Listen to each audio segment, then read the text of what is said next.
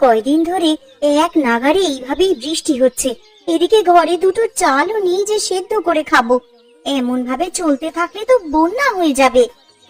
কি হয়েছে গিন্নি, কি এত বিড়বিড় করছো? যেভাবে বৃষ্টি শুরু হয়েছে, এমন হলে তুমি মাছ ধরতে বেরোবে কি করে গো?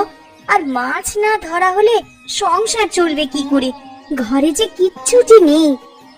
আরে আমিও তো সেটাই ভাবছি গিন্নি, এভাবে বর্ষা বাদলা চলতে থাকলে তো না খেয়ে মরতে হবে আমাদের সবাইকে।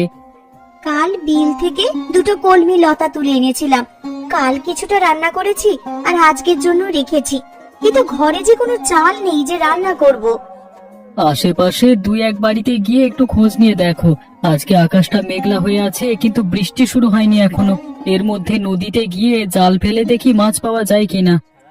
আশেপাশে আর কার বাড়িতে যাব? সবারই তো একই অবস্থা। বৃষ্টির চোটে কেউ তো এই কয়দিন ঘর থেকে বের হতে পারেনি।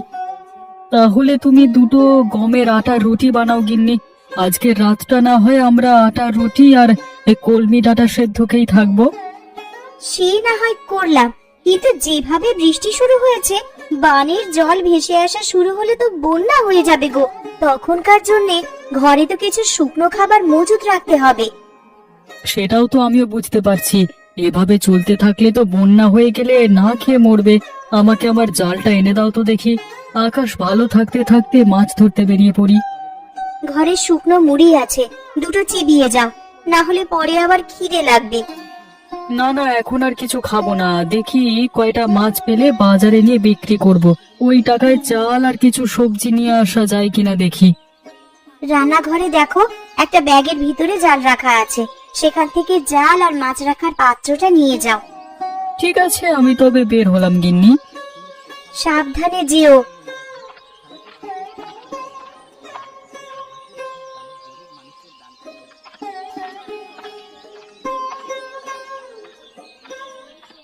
হায় হায় হায় হায়, কি হলো আমার? জমিতে যে জল জমতে শুরু করেছে। কিছুদিন হলো কেবল ধান তুলেছি, এখন জল জমলে যে আর গাছগুলো বাঁচবে না, সব জলের নিচে পৌঁছবে।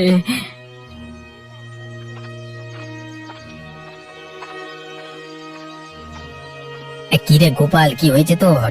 এভাবে আহাজারি করছিস কেন? দেখুন হারান দাদা, এই কদিনের বৃষ্টিতে আমার জমিতে জল জমেছে। আজকেও তো আকাশ মেঘলা হয়ে আছে, যে কোনো সময় বৃষ্টি নামতে পারে। এভাবে চলতে থাকলে তো জমি জলের নিচে তলিয়ে যাবে। আমিও তো আমার জমি দেখে এলাম, আমার জমিতেও তো জল জমছে রে গোপাল। বুঝতে পারছি না কি করব। এমনিতেই বৃষ্টির জন্য মানুষের আয় রোজগারের পথ বন্ধ হয়ে আছে কদিন ধরে। তার উপর আমাদের চাষিদের যদি এই অবস্থা হয়, তাহলে মানুষ খাবে কি আর বাঁচবে কি করে? এখন থেকে আমাদের আগাম প্রস্তুতি নিয়ে রাখতে হবে, নাহলে পরে আমাদের বিপদে পড়তে হবে। আমরা গরিব চাষাভুষো মানুষ, আমাদের নিজেদের জমানো তো তেমন টাকা পয়সা থাকে না। যা থাকে জমির কাজে লাগিয়ে দেই ফসলের আশায়। তা তুই ঠিকই বলেছিস গোপাল, আমরা তো ফসলের আশায় কত কি বিসর্জন দিই। আর শেষকালে যদি ফসলের এমন হাল দেখি, তাহলে তো আমাদের আর চাষবাস করবার ইচ্ছেটাই মরে যাবে। এক কাজ করলে কেমন হয় দাদা? কি কাজ? আমরা যদি সেচে জমির জল সব বাইরে ফেলে দিই, তাহলে কেমন হয় বলতো? তুই খেপেছিস নাকি রে গোপাল? এই এত জল কি সেচে শেষ করা সম্ভব? তা কি করব বলো? জমির এমন হাল দেখে মাথায় যা আসছে তাই বলে ফেলেছি। বিপদের সময় এমন অস্বাভাবিক চিন্তা মাথায় আসে, কিন্তু তাই বলে তো আর বোকার মতো সেটা করতে গেলে হবে না। তাহলে এখন আমরা কি করব দাদা? কি আর করব, আকাশ পানে চেয়ে থাকা ছাড়া কোনো উপায় নেই। আকাশে রোদ উঠলে এই জল শুকিয়ে যাবে, তখন আবার ফসল বোনা যাবে যদি এগুলো নষ্ট হয় তো। আবার ফসল বুনবার মতো সামর্থ্য এখন আমার নেই দাদা। আর তাছাড়া আকাশের যা হাবভাব দেখছি, তাতে করে মনে হয় না এই বৃষ্টি এত সহজে যাবে। সে পরে দেখা যাবে, এখন এখানে বিলাপ করে লাভ নেই। চল বাড়ির দিকে যাই আমরা।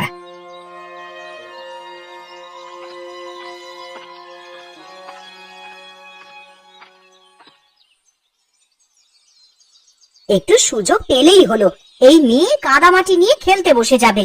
জামা কাপড় ময়লা হলে আজ তোর কপালে দুঃখ আছে ননি, এই আমি বলে দিলাম। আমার একটু খেলাধুলো তোমার সহ্য কেন হয় না বলো তো মা? তোর খেলাধুলো আমার সহ্য হবে কি করে?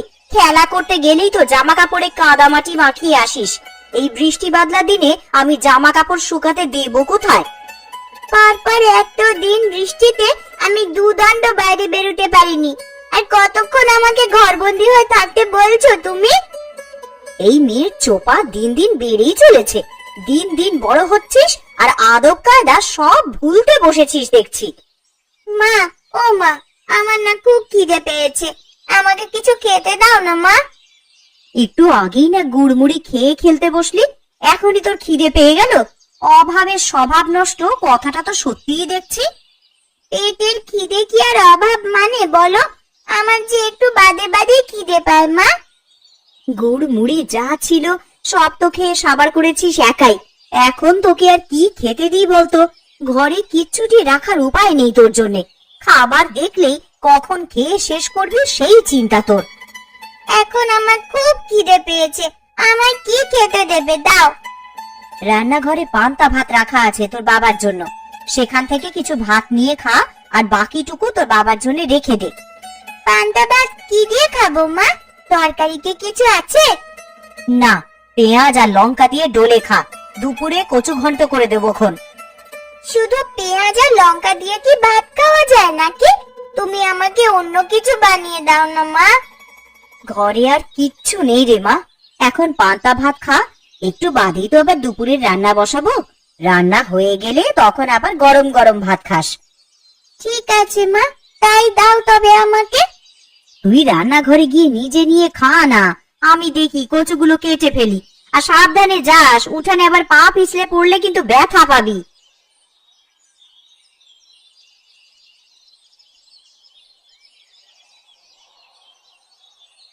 লোকটাকে সেই কখন থেকে খেতে ডেকে এসেছি, এখনো আসার নাম নেই। আর এদিকে যে খাবারগুলো সব ঠান্ডা হয়ে যাচ্ছে। ওই গো, সকালের খাবার খাওয়া লাগবে না নাকি তোমার? একটু খাজনার কাগজপত্র নিয়ে বসেছিলাম কিন্নি, ভেবেছিলাম হাতের কাজটা শেষ করে তবে খাবো।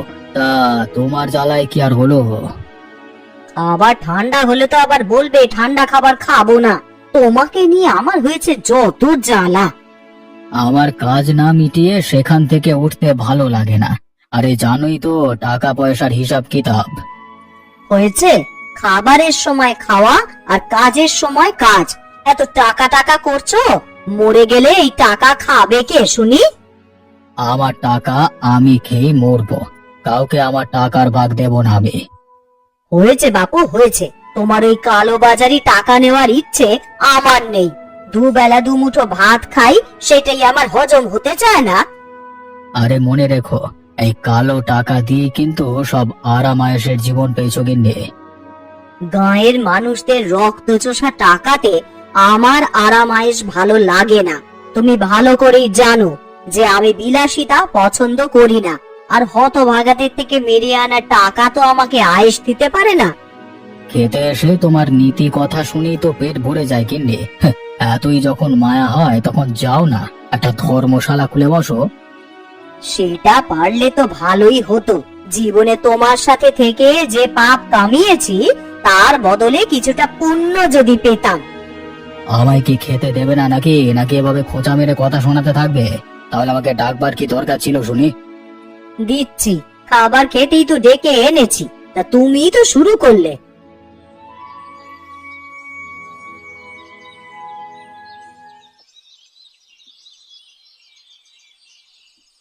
ননি, ও ননি, একবার এদিকে আয় তো মা।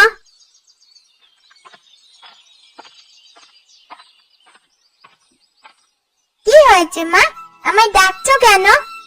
কচুর ডাঁটার ঘন্ট করব, কিন্তু এখন লবণ জলে ভিজিয়ে দেখি কচুগুলো কমে গেছে অনেকটাই।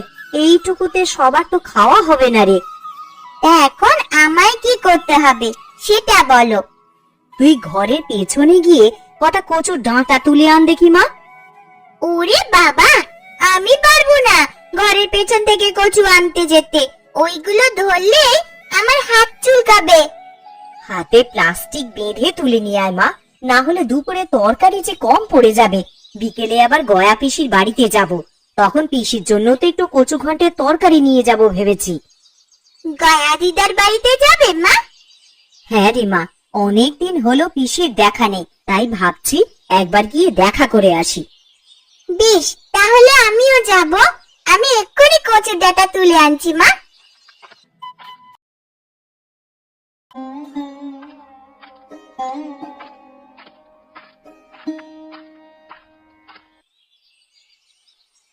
আজ 2 দিন হয়ে গেল বাড়ির বাইরে কোথাও যেতে পারছি না। এইভাবে জলবন্দি হয়ে কি থাকা যায় নাকি? ঠিক মতো 2 দিন রান্না খাওয়াও হচ্ছে না।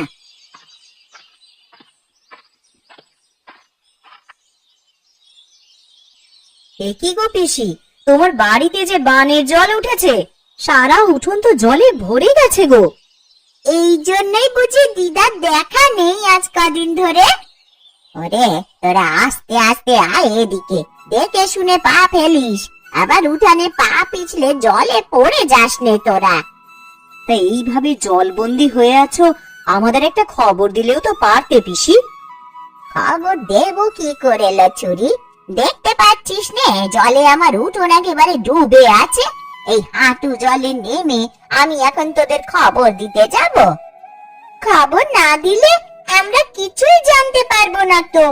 এখন তোমার জন্য কচু ঘন্ট নিয়ে এলাম বলেই না দেখতে পেলাম, না হলে তো আমরা জানতেও পারতাম না দিদা। তা তোরা আমায় কেমন ভালোবাসিস তা আমার জানা হয়ে গেছে। দুটো দিন পার হয়ে গেল আর তোরা এখন এসেছিস আমার সাথে দেখা করতে। কি করব পিসি, দেখলি তুই 2 দিন কেমন টানা বৃষ্টি হলো। আকাশের ভাব ভালো দেখছি না গো, সন্ধ্যায় খুব বৃষ্টি হবে বলে মনে হচ্ছে। আরো বৃষ্টি হলে তো এবার জল ঘরে উঠে যাবে দিদা, তখন তুমি থাকবে কোথায়? এই বুড়ির আর কে আছে যে দেখে রাখবে? বানের জলে ভেসেই না হয় চলে যাব কোথাও।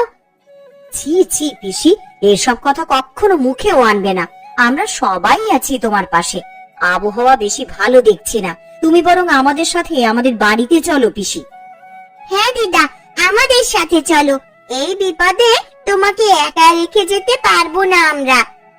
তা বেশ, তোরা যখন এত করে বলছিস তবে তাই চল।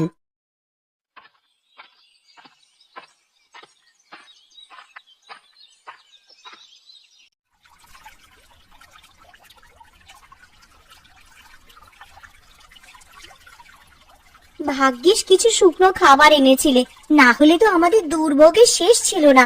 যেভাবে বানের জল হুট করে বাড়িতে প্রবেশ করা শুরু করলো, খাবারের জন্য কোথায় যে যেতাম পরে। জল বেড়ে যাচ্ছে দেখি তো দরকারি জিনিসপত্র নিয়ে বাড়ির চালায় উঠে এলাম, না হলে আর উঁচু জায়গা পেতাম না। কলা গাছের ভেলা বানিয়ে রেখেছি, যে কোনো দরকার হলে এই ভেলায় ভেসে বেরোনো যায়। কিন্তু যেভাবে চারপাশে বানের জল বাড়ছে, আমার যে বড্ড ভয় হচ্ছে গো। জল বেশি হলে তখন যাব কোথায় আমরা? ও তুমি চিন্তা করো না গিন্নি, একটা না একটা উপায় ঠিক হবে। আমি একটু বেরোবো। হ্যাঁ, তুমি আবার এখন কোথায় যাবে শুনি? হারান দাদা গোপাল দাদাদের কি অবস্থা, তারা কোথায় আশ্রয় নিয়েছে এসব একটু দেখে আসতে হবে তো। তুমি চলে গেলে আমি একা একা কি করব এখানে? জল যদি বেড়ে যায় তাহলে আমি একা হাতে কিভাবে কি করব? ওসব নিয়ে চিন্তা করো না গিন্নি, কলা গাছের ভেলা তো একটা বানাইনি, মানে আমি আগে থেকে আর একটা ভেলা বানিয়ে রেখেছি। কোনো বিপদের আভাস পেলে জিনিসপত্র নিয়ে ভেলায় চড়ে বসবে। হ্যাঁ, না বাবা, আমার একার এত সাহস হবে বলে মনে হচ্ছে না। হবে গিন্নি হবে, বিপদে পড়লে মানুষ সব করতে পারে।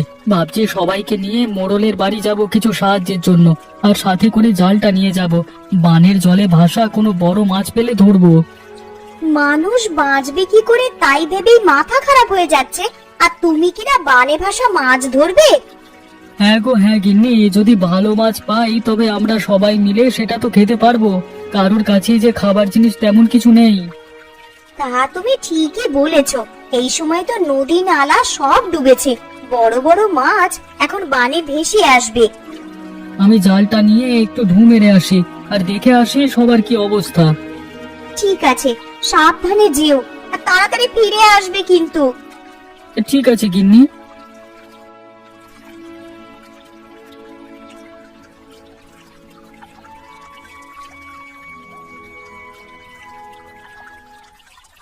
একদিনের মধ্যেই কত জল উঠে গেছে।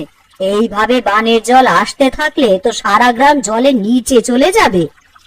আরে ওসব নিয়ে তুমি চিন্তা করো না গিন্নি, সারা গ্রাম জলের নিচে তলিয়ে গেলেও আমাদের বাড়িটা উঁচু আছে, আমরা এখানে নিরাপদে থাকতে পারবো। তুমি কেমন মোড়ল বলো তো? আমি আমাদের কথা বলছি না, আমি বলছি গ্রামবাসীদের কথা। তাদেরই বিপদের দিনে তোমার উচিত তাদের পাশে দাঁড়ানো। আর তুমি আবার এখন শুরু করলে?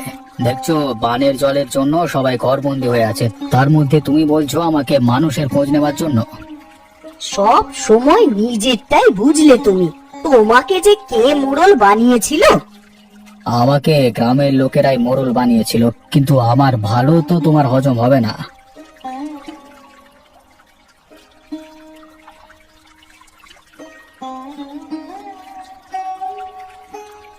মোড়ল মশাই, বাড়িতে আছেন নাকি? একবার বাইরে আসুন তো, আমরা সবাই আপনার সাথে কিছু পরামর্শের জন্য এসেছি। আমি দোতলার উপরে এখানে, গোপাল তোমরা উপরে তাকাও। আপনি আমাদেরকে একটু সাহায্য করুন না বাবু, না হলে তো সবাই না খেয়ে মারা পড়বো। কি সাহায্য করবো আমি তোমাদের? আপনার কোষাগার থেকে যদি আমাদের কিছু চাল এবং আটা দিয়ে সাহায্য করতেন, তবে সবাই পেটের খিদে নিবারণ করতে পারতাম। আমার কোষাগারে যা খাদ্যশস্য জমানো আছে সেগুলো তো আমার ব্যবহারের জন্য জমানো আছে, সেখান থেকে তোদের দিলে আমি চলবো কি করে? কিন্তু আমরা যে সবাই খুব দুর্দশার মধ্যে দিয়ে যাচ্ছি বাবু। আমার ঘরে চাল নেই, তরকারি নেই, শুকনো মুড়ি চিবিয়ে দিন কাটাচ্ছি। ওই ঢের ভালো তোদের জন্য, আমি সেভাবে কিছু দিতে পারবো না তোদের, নিজেরটা নিজেরাই জোগাড় করে নে। ঠিক আছে বাবু, আমরা তাহলে আসি এখন।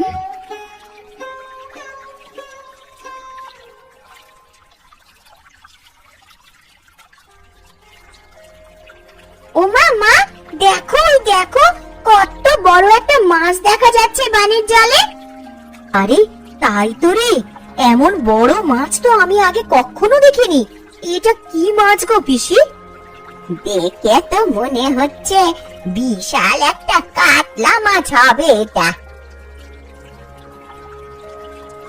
ওই তো বাবারা সবাই চলে এসেছে।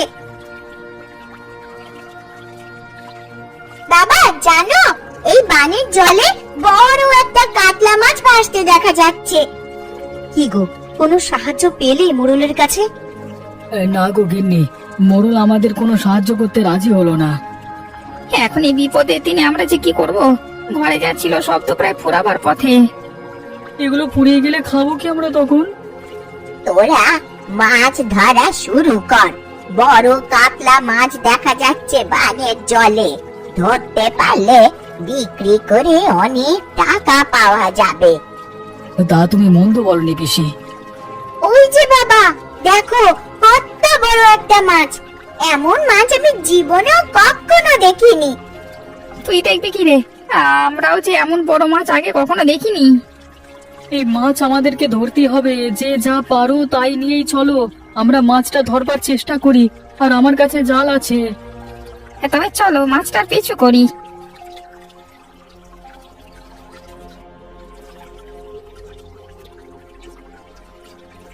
কিরে, তোরা সবাই মাছ ধরবার সরঞ্জাম নিয়ে কোথায় চলেছিস? আগে মোড়ল মশাই, বানের জলে এক বড় কাতলা মাছ ভেসে উঠেছে একটু পর পর, তাই আমরা সবাই সেটা ধরতে বেরিয়েছি।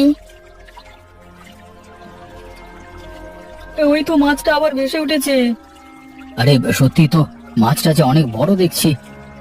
আমি এর আগে এমন বড় মাছ কখনো দেখিনি গো।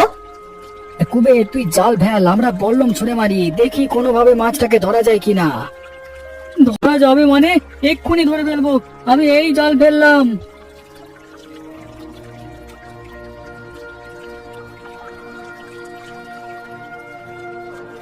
দাদা আমাকে সাহায্য করো তোমরা, একা হাতে আমি বড় মাছ তুলতে পারবো না। এই মাছটা জালে আটকা পড়ে লাফালাফি করছে। হ্যাঁ হ্যাঁ, আমরা সাহায্য করছি তোকে। মাছটা তো অনেক বড় রে কুবের, এটা নিয়ে শহরের মুখে হাটে বিক্রি করে আয়, অনেক দাম পাবি তাহলে। না না, এই মাছ আমি বিক্রি করব না বাবু। এই মাছে সবার অধিকার আছে, সবাই এই মাছ দেখেছে, আমি একা এটা করতে পারবো না, তাই আমি এটা ভাগ করে দেবো সবার সাথে। মোড়ল মশাইকেও তার ভাগেরটা আমরা এখানে দিয়ে যাব। দেখলে দেখলে তো ওরা কেমন ভালো মানুষ। বানে ভেসে আসা একটা বড় কাতলা ধরে ওরা সেটা তোমাকে ভাগ দিতে চাইছে, আর তুমি কিনা ওদের একটু সাহায্য করতে চাওনি। আমি আমার ভুল বুঝতে পেরেছি। আসলে একা একা কোনো কিছু ভোগে শান্তি নেই। কথায় আছে, ভোগে নয় ত্যাগই প্রকৃত সুখ। তোরা যাবার পথে আবার কোষাগার থেকে চাল ডাল যা লাগে নিয়ে যা। তাহলে তো আজকে বানে ভাষা বড় কাতলা মাছ দিয়ে মহাভোজ হবে সবাস। তোরা বাড়ি গিয়ে সবাইকে আমার এখানে নিয়ে আয়। এই বিপদে আমরা সবাই একসাথে আমার বাড়ির দোতলায় থাকবো। ঠিক আছে বাবু, আমরা তাহলে বাড়ি গিয়ে সবাইকে নিয়ে আসি।